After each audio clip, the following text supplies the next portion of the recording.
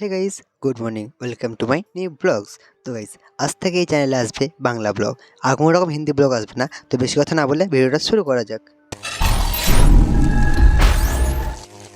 তো বন্ধুরা, তারাপীঠ তো আগে আপনারা অনেকবারই এসেছেন, কিন্তু তারামার মূর্তি, তারামার মন্দির ছাড়াও যে আরেকটি একটি সুন্দর মন্দির আছে, সেটা কি আপনারা জানেন? কি জানেন না? তো আজ আমরা দেখাবো আমরা সেই মন্দিরটিকে। তো বেশি কথা না বলে শুরু করা যাক।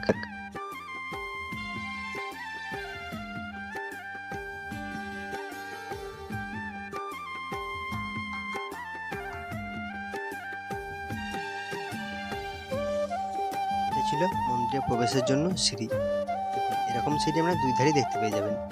আর সবচেয়ে মজার বিষয় এই যে সামনে ছিল একটা মহাদেবের মূর্তি, যেখান থেকে ঝর্ণার মতো ভাবে জল পড়ে, যেটা দেখতে খুবই সুন্দর লাগে রাতের বেলা, কারণ দিনের বেলা এগুলো বন্ধ থাকে।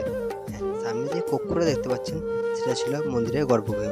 এখন কিছু কাজ চলার জন্য মন্দিরের গর্ভগৃহের যে সকল মূর্তিগুলো ছিল, সেগুলো সবই ঢাকা দেওয়া। তবে কিছু কিছু মূর্তি এখনও বাইরে রাখা ছিল, সেগুলো আপনারা ভিডিওর মধ্যে দেখতে পাবেন। হ্যাঁ, এই সাইডে কাজগুলো দেখুন কি সুন্দর লাগছে। মার্বেলের কাজ যত সুন্দর, রঙের কাজও তত সুন্দর। হ্যাঁ, এখানে ছিল একটা নারায়ণ দেবের মূর্তি, ভেতরে মূর্তিগুলা ঢাকা ছিল, সেই জন্য দেখাতে পারিনি। কাকুরা বলছিল এই দিয়ে ক্যামেরা এনো না ভাই। হ্যাঁ, এই সাইড যে পার্কটা দেখছেন, এটা হচ্ছে একটি চিলড্রেন পার্ক। এটা আপনাদের জন্য নয়, এটা হচ্ছে রিসোর্টে যে সকল যাত্রীরা আসবে তাদের জন্য। হ্যাঁ, এই রিসোর্ট কেন বললাম এখন আপনারা হয়তো ভাববেন, কারণ মন্দিরে ছিল, রিসোর্টই অবস্থিত। এখন আপনারা বলবেন ভাই তুমি রিসোর্টের অ্যাড্রেসটা দাও। রিসোর্টের অ্যাড্রেস ছিল লোকনাথ রিসোর্ট। রামপুরহাট থেকে তারাপীঠ আসার সময় আপনারা চোখে পড়বে লোকনাথ রিসোর্ট। সেই রিসোর্টের মধ্যেই এই মন্দিরটা অবস্থিত। সামনে দেখছেন একটা পার্কের ছোট্ট বসার জায়গা। হ্যাঁ, এটা ছিল বৈঠকখানা টাইপের একটা জায়গা। এখানে আমরা পার্কের মধ্যে এসে বসতে পারেন। এখানে সাধারণ পাবলিকের অ্যালাউ নিষেধ, কেবলমাত্র রিসোর্টে আগত যাত্রীদের জন্যই এই পার্কটা করা হয়েছে।